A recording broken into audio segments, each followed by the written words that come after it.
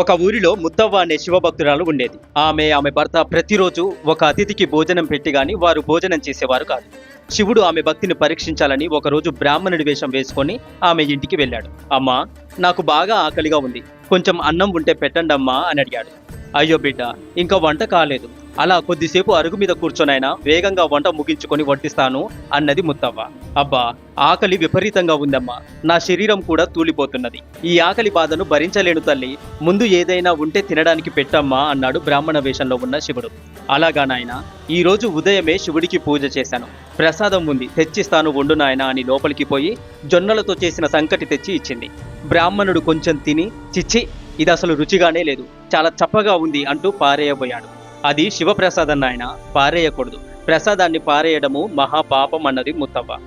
చాలేవమ్మా, ఇది ఒక ప్రసాదమేనా, ఏమైనా బాగుందా, ఆకలితో కడుపు మాడేవాడికి నువ్విచ్చేది ఇదేనా, ఇంతకన్నా ఇంకొక ఇంటికి వెళ్ళి అడగడం మేలు అంటూ ఆ ప్రసాదాన్ని విసిరి కుప్పతొట్టిలో పడేశాడు. అది చూడగానే ముత్తవ్వకు కోపం ముంచుకొచ్చింది. ఓరి బుద్ధిహీనుడా, పవిత్రమైన శివప్రసాదాన్ని నేలపాలు చేస్తావా అంటూ మూలన ఉన్న రోకలితో బాధింది. బ్రాహ్మణుడు భయంతో పరుగులు తీశాడు. చిత్రమేమిటంటే అతడితో పాటు దేవాలయాల్లో ఉన్న శివలింగాలు, అందరి ఇళ్లలో ఉన్న శివలింగాలు, చెట్ల కింద ఉన్న శివలింగాలు, పుట్ట కింద ఉన్న శివలింగాలు, అన్ని శివలింగాలు వరుస కట్టి బ్రాహ్మణుడి వెనకే వెళ్ళసాగాయి.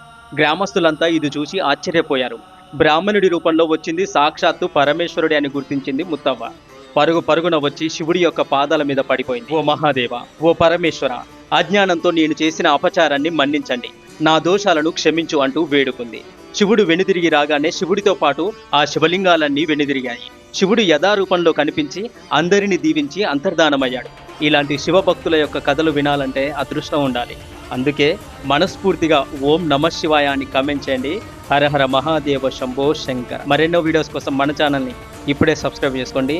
హరే కృష్ణ.